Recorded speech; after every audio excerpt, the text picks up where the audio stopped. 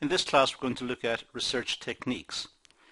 Now, this class overlaps to some extent with other classes in the series. So please view this in conjunction with them. Make sure you look at them, make some notes from them, and look at this one and make some notes as well. You should get a full picture of the various research techniques by looking at the various classes. You'll see from the bottom right hand side of this slide that there are 107 slides in the series in this particular class. But as I said, we have already looked at some of the material before, so I will be able to go a little faster through it. Now, to start, let's look at the sources of data. Well, the sources of data, quite simply, can be divided up into secondary data, which may be secondary internal data, data which is published about the business, let's say, about the internal workings of the business, internal reports, internal pieces of research that have been conducted in the past, and also external data, usually data compiled by the government or by trade associations or local government or trade unions or some organisation interested in the sector. And the second sort of data is primary data. This is data which is collected from source. It's original data, data that is sought and discovered through a process of research. Now, if we look at primary data in a little bit more detail, we'll see that there are two types. There's quantitative and qualitative. Now, to start, qualitative, well, that's usually conducted in the form of interviews. It could be in-depth interviews, maybe a limited number of interviews, but going very deeply into the subject. It could be through focus groups, where a group of people are invited to give their opinions, and there's a facilitator who tries to draw out the issues and make notes of the issues. There's also observation and participant observation. So observation may be where the researcher simply looks and makes notes, or participant observation where the researcher gets involved with the activity and makes notes as well. Now, for the quantitative side, where we have surveys and observations which can yield quantitative results, interviews may yield quantitative results, asking people for their opinions about something and getting an attitudinal response. For example, do you like the product? I like it very much. I like it okay. I'm neutral. I dislike it. I dislike it very much. So we have a 5-point scale there, and that is, it's quantitative. Even though it's attitudinal and it sounds qualitative, it is nonetheless. It's something which is quantifiable. It's on a scale. And we also have measurable data. For example, the number of items produced in the business, or the amount of stock held in the stores, or the number of sales last month, or whatever. So we have qualitative data,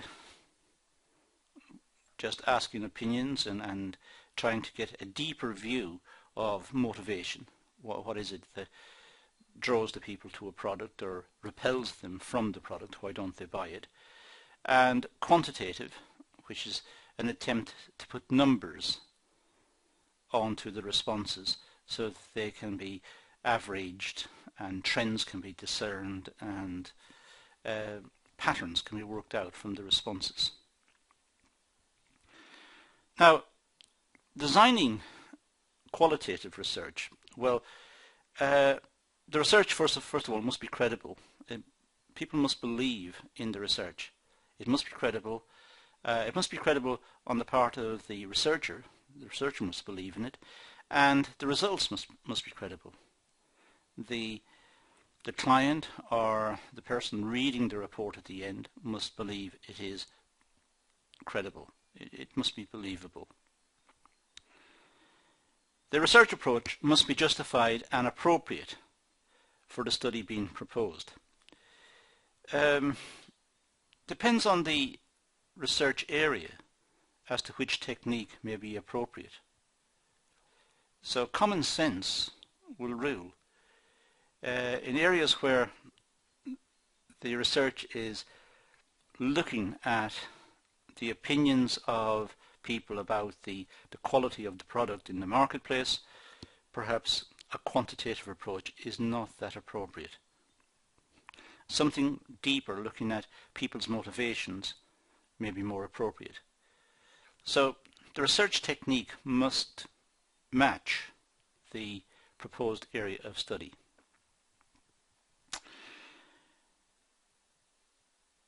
There must be these must be clearly communicated to the final audience. So the results of the research activity must be in a clear format and given to the final audience, given to the people commissioning the research, so that they must understand the results. The results must be clear cut. Now, qualitative research design. Well, the research design should discuss the following issues. This is qualitative research design. First of all, the big issue is that of bias. Whenever a researcher is involved in the research and is not just picking up on data, but perhaps being a participant observation person or researcher, he or she may influence the results. His or her presence may influence the results. It's a problem of bias. There's also an issue of just selecting a sample. There may be bias. The researcher may select friends as opposed to selecting people who perhaps would have a better opinion or a more representative opinion about the product. So the problem of bias is very big in qualitative research design. It's very big in the whole area of research. And that's the first problem that we encounter.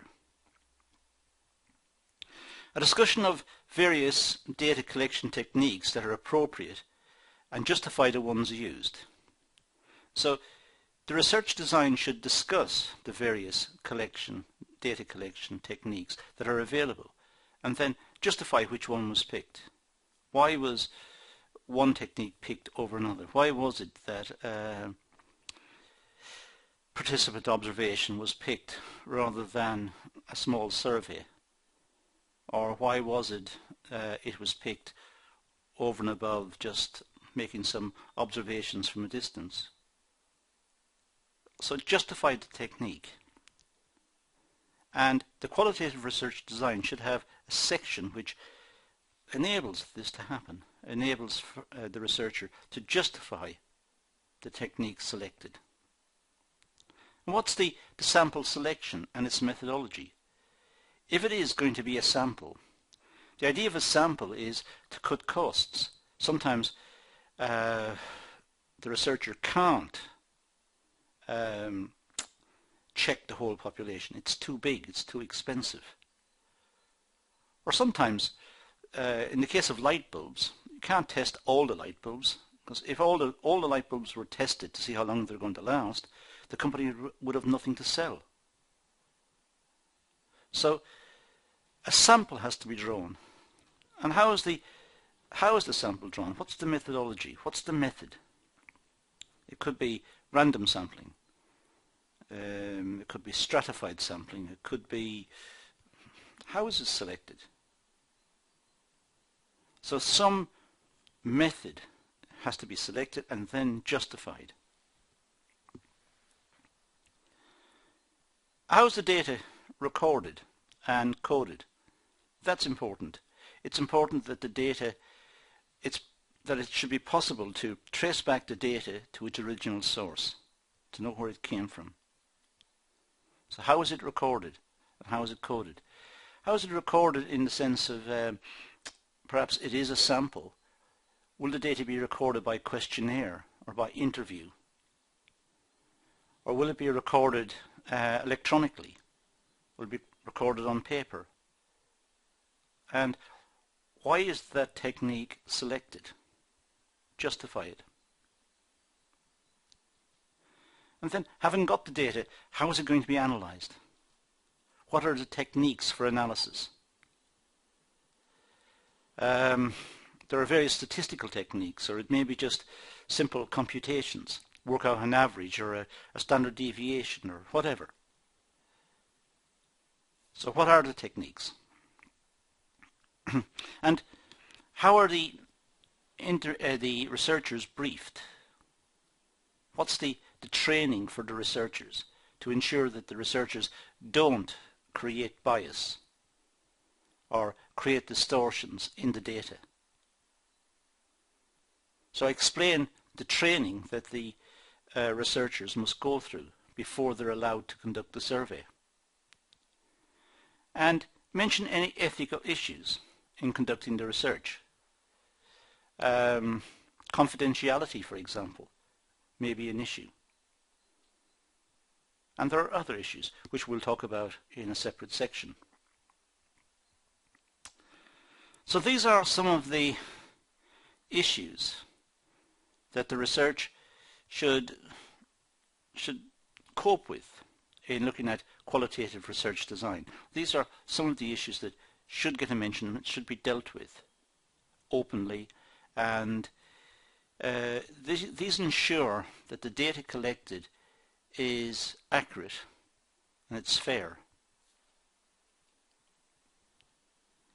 Now, qualitative data sources. Well, surveys and questionnaires, these are always good data sources, providing the surveys are properly selected and the questionnaires are carefully worded and sequenced and delivered. Interview techniques is a good source of data, of qualitative data. Interviewing people, but again, which people? Which people are selected? How is the sample of respondents drawn?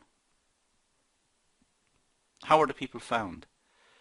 Standing on the street could be very, very biased. Trying to interview people on the way to work may not be a good idea. So interview techniques are good, but there's a problem of selection and bias. There's also observation and participant observation, where the researcher, for example, with observation, just stands to one side and observes and make notes. And that's good because the whole area can be surveyed, not just the phenomenon under study, but all the background information is picked up as well. It's a very rich technique. And participant observation is when the researcher gets involved, perhaps works in the factory with the workers and as a worker can see the issues more clearly. That's participant observation. Focus groups are often used to collect data. A group of people are selected and invited to attend a meeting. A facilitator is appointed, and the facilitator questions the people and tries to get their responses to particular situations. It's often used in political surveying. There could also be documentary material, material which has been published in the past, or material that's just come to light, perhaps historic data just come to light. So documentary material, if available, may be used. Now let's run through some of these, and there's a list here of 5. Let's go through them and see what each of them has to say. Let's start with surveys and questionnaires. Surveys should reflect the characteristic or the characteristics of the population from which it is drawn. That's the idea of a survey. It should be representative of the population. So instead of having to interview the whole population, which may be extremely expensive, a sample is drawn. That's much cheaper. But the sample should be drawn in a way that gives it a very high probability of being representative of the population. So it's important that the sample represents the population. In other words, it should not be biased when it's selected, and it should be of a sufficient size to give representative data. It should give a good picture of what the population statistics are like.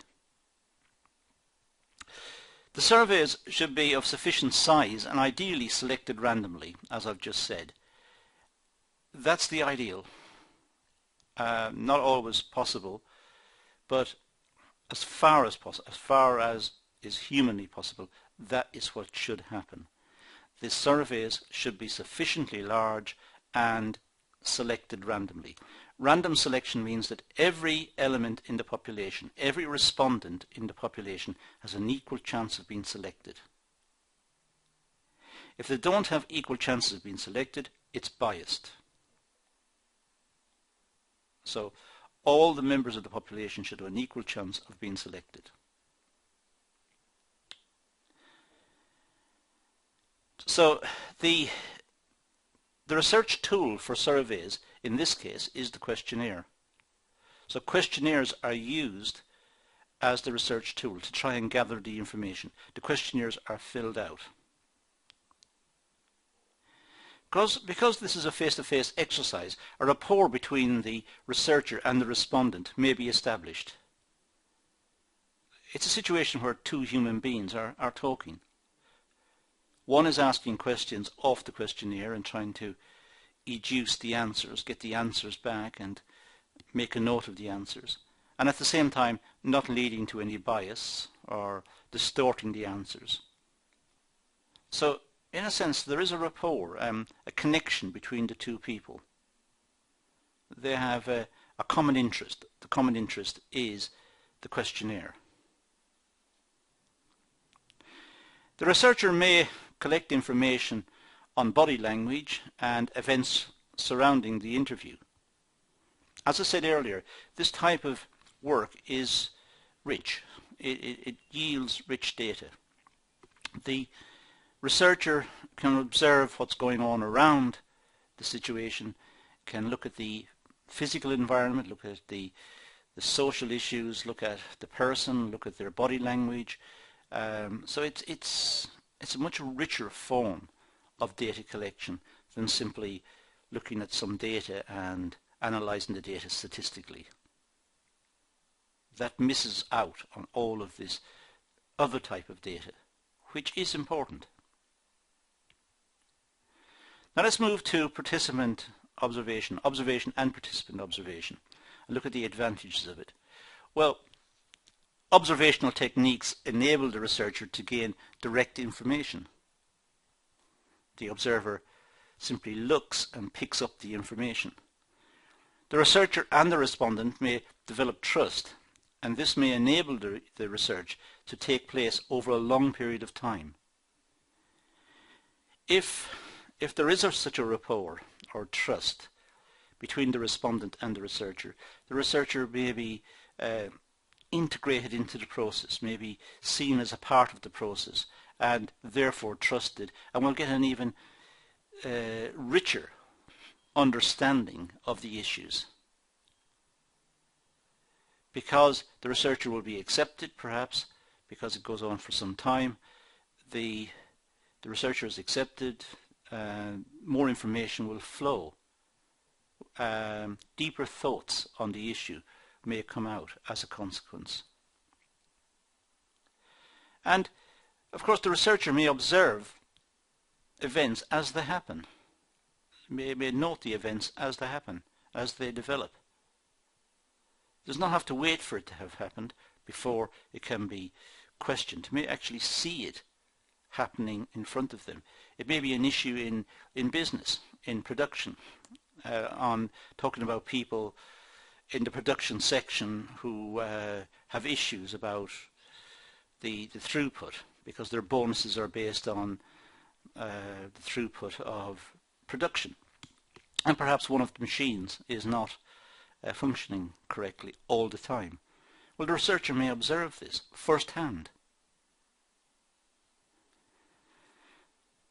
The researcher may also make observations of the environment, body language and events in proximity to the event being observed. As I said earlier, it's a very rich form of data collection, looking at the environment, looking at the body language, looking at the situation in total, and feeding back a lot more information than just simply feeding back numbers. Now, the issues in observation and participant observation. There may be a problem about acceptance to do the observation.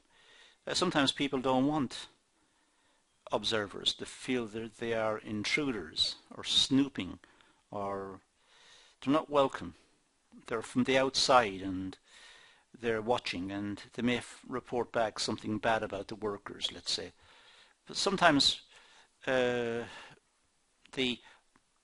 observers are not welcome, so there may be an issue of gaining trust and gaining entry to enable the observation to take place.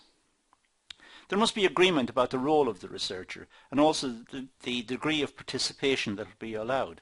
For example, will it be extensive throughout the organization? The researcher must negotiate where he or she is allowed to go. And to be ethically fair, should tell the people in the area what they're doing. They are observing, making notes, researching. And they should be fair and honest in their reporting of what they saw, or what they see, I should say. The role of the researcher will also be defined by its intensiveness. For example, will the researcher be allowed to commit data for consideration if it's not entirely factual, if it's what the researcher feels, but it's not being totally observed. It's the researcher feels that had there been more trust, this would have been the outcome. Should that be allowed? Or, as I've got on the slide here, will the researcher be allowed to comment and make suggestions or merely observe? So what's the role of the researcher? Will the researcher be able to fill out the gaps? Is that allowed? Maybe not, because maybe it's a source of bias. Can the researcher make suggestions or just simply observe? These are very important questions in this context. There must be agreement on whether the observation will be overt or covert. Overt means in the open, and that everybody in the area know that this is a researcher making observations. That's overt research. Covert, by contrast, is secretive. Covert, it seems unethical. It seems not right. It seems like spying.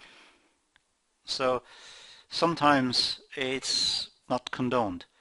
On the other hand, it may lead to better results. If it's done properly, it may lead to greater accuracy. With overt observations, the respondents, the people being observed, may change their behavior because they are being observed. Where if it's covert, they're more natural. So there is an issue there. Overt research, the researcher is known to those being observed, and with covert research, the researcher is known to those is unknown to those being observed. So covert is the more secretive one, and overt is in the open. The effect of the research should be open and minimal. In other words, The research should be open. It should be fair and decent and honest, and it should be open. So people being observed can get to see what was said about them. And minimal in the sense, it doesn't have to be extensive. It doesn't have to be a long drawn out piece of work. The means of data collection should be unobtrusive. It should not interfere with people's routines or people's work. It should be unobtrusive. The outcomes should be capable of checking against the events, and this is known as validity. Validity is very important. The outcomes should be capable of being checked against the events. The reader or the person who gets the report in the end should be able to check the validity of the report. Go back and ask, did this really happen?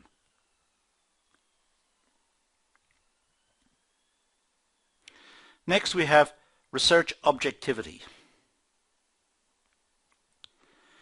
Research objectivity simply means that the researcher should not influence the events being observed, the events being researched.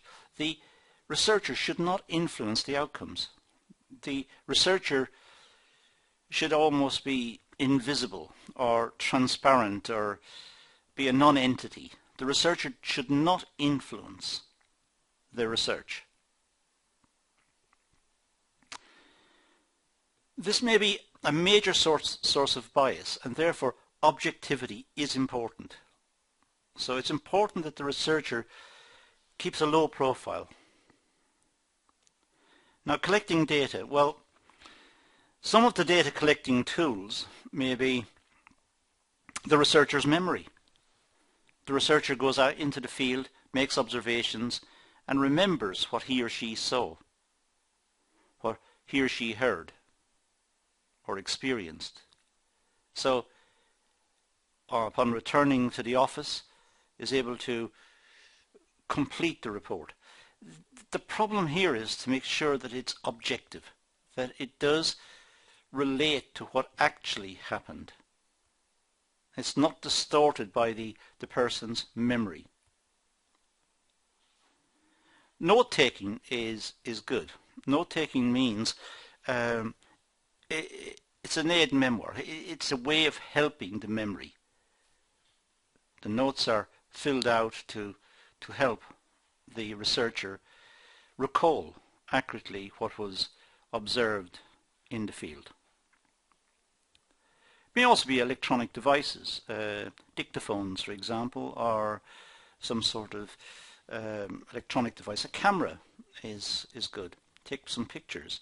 But again, the introduction of these devices may distort the evidence, may distort how people behave. If people are being pictured, being photographed, they may change their behavior. But there's a balance. It depends critically on what the research is and what the researcher feels, and there are many issues, but these are some types of tools that may be employed. They should not distort the accuracy of the information. That's the point. They should not distort the accuracy. Now, I mentioned earlier validity. Validity means that the sample should be representative of the population under investigation. That's what it means. It means the sample should be representative of the population. That the sample was drawn, in a sense, scientifically. It's random, and it's of a sufficient size that it represents the population. There are two parts to this. First, the sample should represent items in the population, but not in the sample itself. This is known as external validity. So the sample should represent items in the population, but not in the sample itself.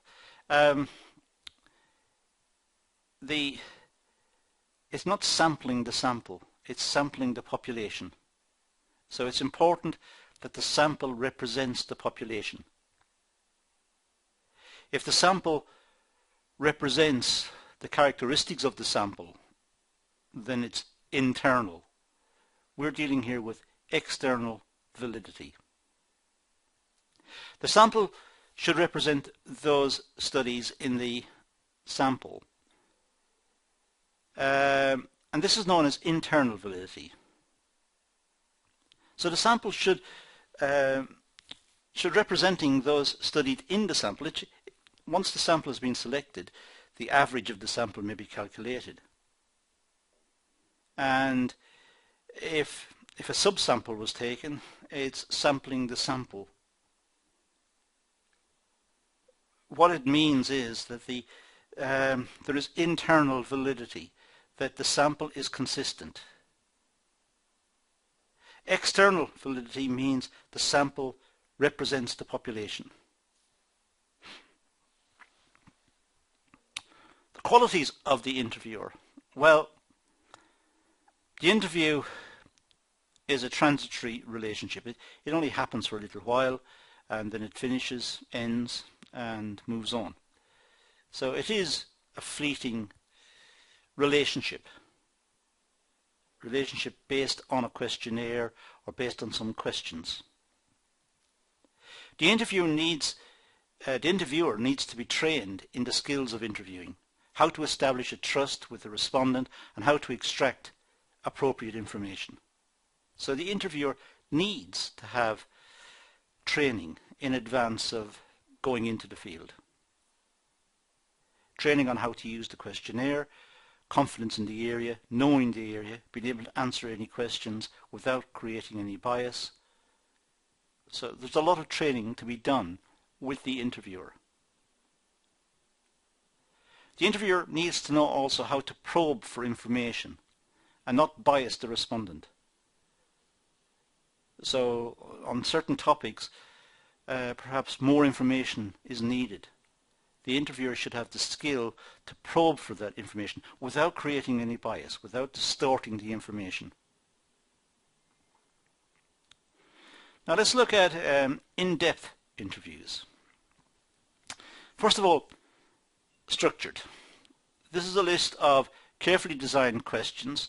The wording and order of the questions should be clear and logical. This adherence to question design and also applies to open-ended questions. So there's an adherence to question design and it applies to open-ended questions. So it should be structured. Even though the questions are open-ended, they should be structured in a way which is logical. The questions follow on one to the next. And they should relate to the area, and the person being interviewed should have knowledge of that area. The language that's used should be appropriate. It should be, if it's technical, the technical terms should be understood by both parties. So the wording and order of the question should be clear and logical. It could be semi-structured. This uses structured questions but allows the interviewer to probe the answers for further clarifications in depth. Semi-structured means the interviewer has got areas that need investigation, but then may probe those areas with his or her own questions. Being careful not to bias. Being careful just to pick up the facts. Unstructured. Well, this form of interview allows the widest scope for questioning. The interviewer can vary the questions and sequence in line with the requirements of the interview. Unstructured means it is like a chat over a topic. It is the interviewer questioning the respondent about a topic, no particular structure, just see what comes out of the talk and then asking for clarification on certain points. Now, the advantages of in-depth interviews. Well, because they take in all the interview situation into account, it produces more information. So it does produce a lot more information, not just about the responses, but the body language, the gestures, the prompting that was needed, the feelings that came across. The data is available immediately and is wide-ranging. So the feedback is immediate. It doesn't have to be analysed using some computer algorithm, some statistical package or whatever. It's an immediate feedback.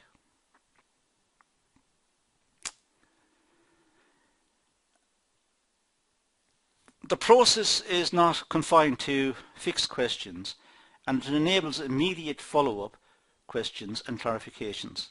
So the in-depth interview, if the respondent gives an ambiguous answer, then follow-up questions can happen immediately, so that there's clarity in the responses going back. What the respondent said is fed back with clarity. If that was not the case, that ambiguity would go back to the office, and people analysing the responses would have problems in trying to interpret or try to work out what was meant, which in itself may lead to bias. And validity issues can be easily considered. How accurate is the information that was selected vis-a-vis the actual information under the circumstances under inquiry. So the information collected should be representative of the situation. That can be checked almost immediately. Limitations of interviews. Well, interviews can only happen if the respondent agrees to give up the necessary time. So interviews depend on the respondents. That's a limitation. If the respondents don't have time, it doesn't happen. Interviewees may not give truthful answers. They may give biased answers, or they may use the opportunity to further their own agenda, their own aspirations. Or they may simply just try to be nice to the interviewer and give the answers that they think are required. The context in which the interview takes place needs to be taken into account. If the environment is pleasant and quiet and relaxing, perhaps a different quality response will be achieved than had the interview taken place on a busy road with a lot of traffic and noise. And so the context of the interview is important. The interviewers need to have good social skills. The interviewers need to be able to listen and prompt questions, prompt areas if required. They should have a complete knowledge of the questions and what's the information required. So the interviewers have to be involved and have good social skills, be good listeners, be pleasant, be polite, non-offensive, and at the same time pick up the information that is required. And the interviewers must not bias the results. The interviewers must not insert their own opinions or their own ideas. Now let's look at focus groups and the method of focus groups. Focus group is just a discussion group. It uses a moderator to guide the discussion, so some person guides the discussion and leads the discussion and prompts the group to discuss certain topics. Generally speaking, the results are electronically recorded, perhaps video recorded, so that there is an accurate capture of the data. The physical setting for the meeting is conducive to promoting the discussion. The room where the discussion takes place is designed to be conducive for discussion. People can sit around and discuss it and feel at ease within that environment. The discussion should be encouraging and understanding, and all views taken into account. So the discussion should be open. All the people in the room should be encouraged to participate. They're there to make a contribution. Their opinion should be understood and taken into account, and conflict should be resolved by the moderator, by the facilitator.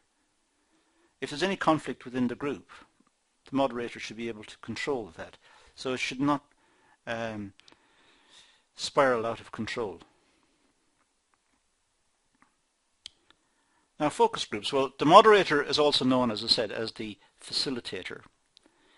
The participants in the focus group are selected as appropriate for the investigation under review. Clearly, if the focus group, if the issue under review was the future of a particular company, then the focus group may be clients of that company, or it may be the workers of that company. So clearly the focus group have an interest in the topic. The features that the group hold in common should be emphasized so as to encourage the members of the group to express their opinions. There is a commonality between them. They have got similar interests, the interest in the particular topic under discussion. So they can express their opinions. The overall environment should be non-judgmental, and the members of the group should feel at ease. They shouldn't feel intimidated by the exercise. They should feel relaxed and speak openly. But again, it depends on the nature of the topic, and it depends on the skills of the moderator. In an ideal world, it should be non-judgmental, and they should feel at ease to speak openly.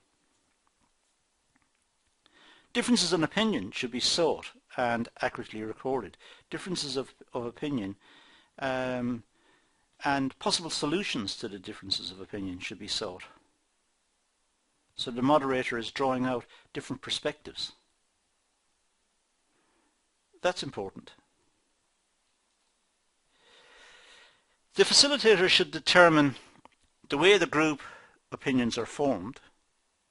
That's important. To find out how groups form their opinions, what are the opinions based on, how group members may influence each other, and measure the strength of the opinions. In group situations, some people may be more dominant than others. Some people may be more vocal. So the group should be analysed to look for the leaders and the followers, and see what is it that makes the leaders lead and the followers follow. What are the characteristics? What are the implications of the findings resulting from that? What causes changes in opinions? Sometimes when the groups meet for the first time, people have certain opinions, and after discussion the opinions change. What led to the change of opinions? What was it that tipped the people into changing? The use of a focus group may give a better insight into the issue as compared to the more static individual interview. Focus groups are very useful because if the moderator or the facilitator is good, they're able to pull out a lot of deep feelings, a lot of issues, get the issues discussed with other similar like-minded people, look at the opinions, see what causes changes in the opinions, see what the issues are. So it is actually a very strong technique. Having said that, there are limitations to the focus groups.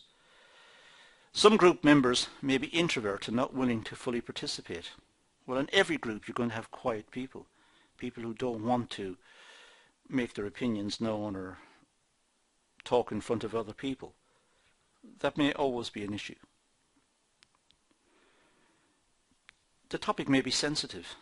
It may be a moral issue.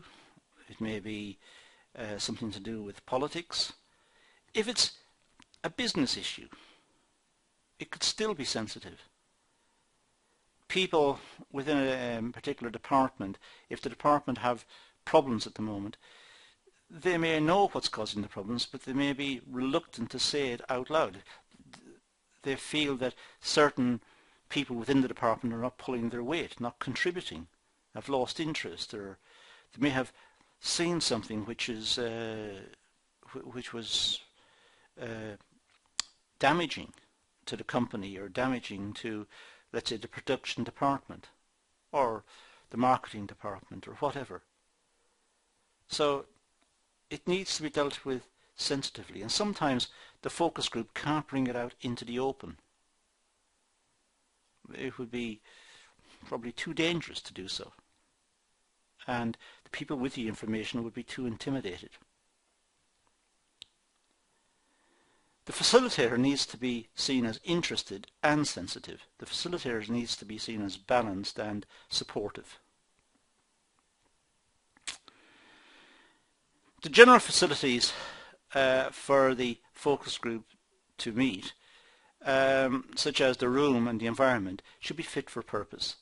It's important that the meeting takes place in a room which enables the people, the respondents, to feel relaxed and feel at ease, and they're able to speak openly and freely. And the last area we want to look at in this class is texts and documents. Texts and documents associated with the topic under investigation can be helpful if they're available.